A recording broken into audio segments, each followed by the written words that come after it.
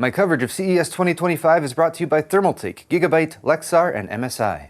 Look what I have here. It is an RX 9070 XT.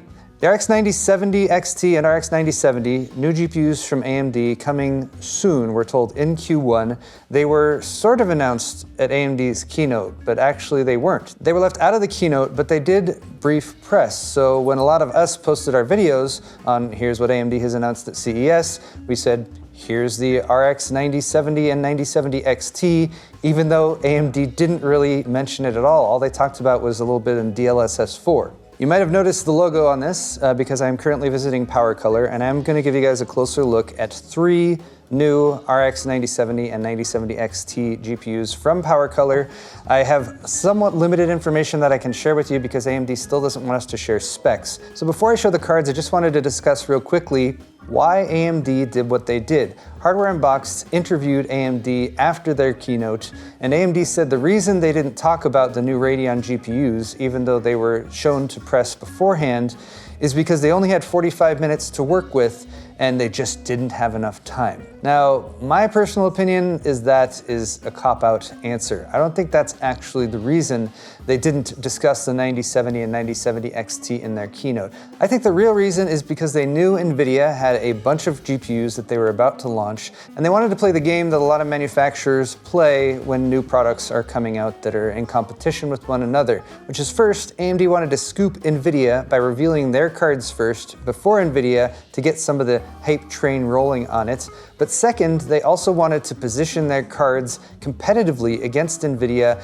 and my suspicion is that AMD kind of got wind of what NVIDIA was going to be announcing, and in particular the pricing that NVIDIA went with, which was $550 for the RTX 5070, $750 for the RTX 5070 Ti, $1,000 for the RTX 5080, and $2,000 for the RTX 5090. Because AMD hasn't told us what their 9070 and 9070 XT are going to cost, they've only told us where they want them to be positioned. But also in terms of performance, they want to make sure that these cards are competitively priced, even if the performance is within a certain range of NVIDIA competition. And just like we said when the recent Intel B580 launched, I don't think there are any bad GPUs out there. As long as the card works and you can install it in a gaming PC, people aren't going to complain too much. The thing people complain about is the pricing primarily and the positioning, which often relates to the product naming. So with all that said, I can't tell you guys what these cards are going to cost, but I can give you guys a closer look, and maybe we can even suss out some of the specs. Probably not too much though. Here are the 3 new PowerColor versions of AMD's Radeon RX 9000 series GPUs, at least the ones that are going to be launching. There's the 9070 XT and the 9070 non-XT. Actually, the one in the middle here, which is the Hellhound, is the non-XT 9070. This is a 9070 XT, and this is their new design, which they're calling Reaper. And then we have the Red Devil over here, which is their flagship. So taking a first look at the Reaper card, we can see this is a 2-slot card, which I appreciate. We also have 3 cooling fans on there. We can see a quick look at the fin stack and the heat pipes underneath. It also is going to ship with a backplate. AMD Radeon logo on there, and yes, they are utilizing the blow-through cooling design, which has proved to be very effective. PowerColor tells me that with some of their testing with GPUs, if they didn't do the pass-through, it was a difference in cooling of about 5 degrees, which is fairly significant. This is a 9070 XT. It has 2 8-pin supplemental power connectors for PCI Express graphics. I cannot verify if that is standard for these cards. There are some 9070 XTs out there that have 3 8-pin power connectors, which is primarily going to be for overclocking.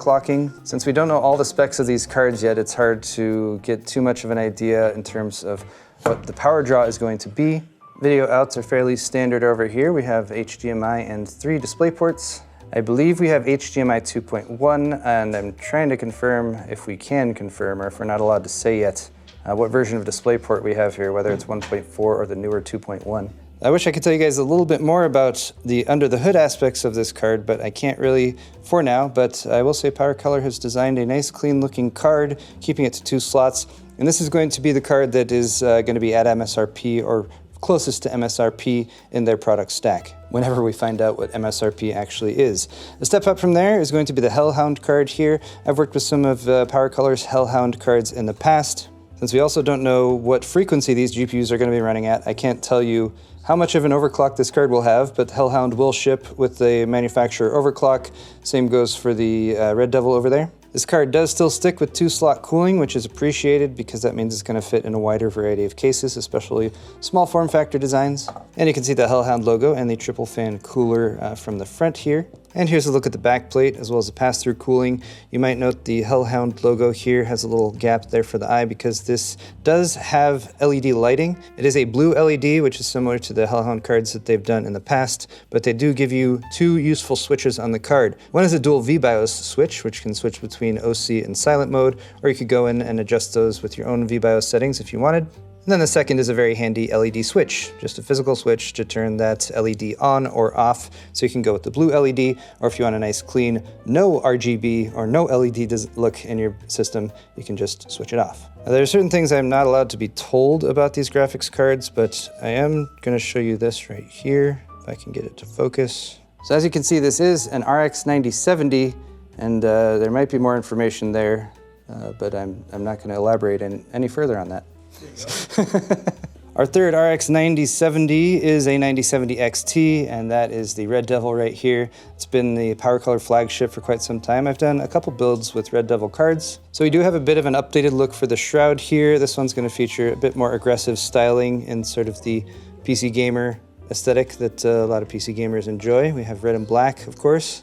This one does have RGB LED lighting. It features enhanced power delivery with 3 8-pin power connectors. I'm still somewhat curious what the power draw is going to end up being for these cards, and if 3 8-pins is going to be something that's warranted.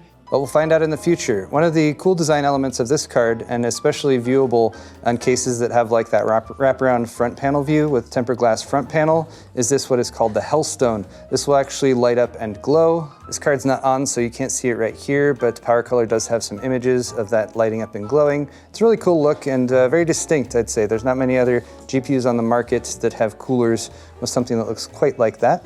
And of course, the Red Devil still has a dual V-BIOS, so we have a switch here between OC and silent mode, or you can go in and program those V-BIOSes yourselves. And we have confirmed that the 9070 XT is a 16 gig card. As for the 9070, maybe you guys can figure that out. I don't know.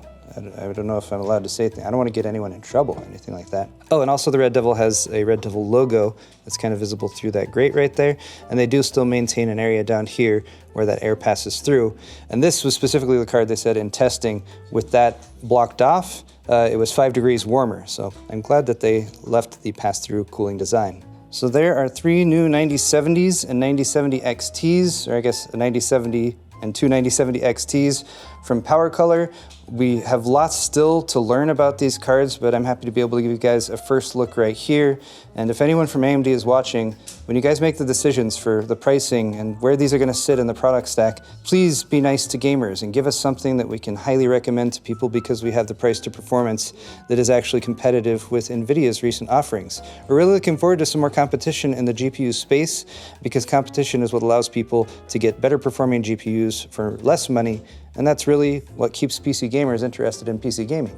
A couple more products to show you guys real quick. PowerColor is expanding their peripherals with the Alphyn series. This is the AH10, which is a wireless headset. This features 7.1 surround sound, a retractable boom, and I will say very nice squishy ear cups right there, which is always helpful for a headset that you might be wearing for a long amount of time. And this is actually already out. It was just announced in December. It should be available on Newegg for about $100 MSRP. And then we have the Alphyn AM10, which is a new mouse. This one's not out yet, but it should be coming soon. They're targeting an MSRP of around $100 for this one. You might recognize this being a somewhat similar design to a very popular series of mice that Logitech has done in the past. It is definitely a grip that I find to be very comfortable, especially for long-term use. I like having the thumb rest right there.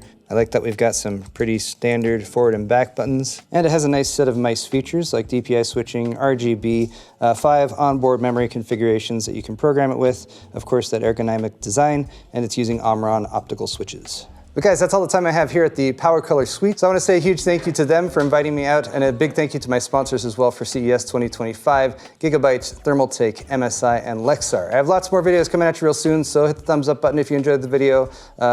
Comment down below, let me know what you think about these cards. Let me know if you learned anything about them that you didn't know before. Okay, see you guys in the next video.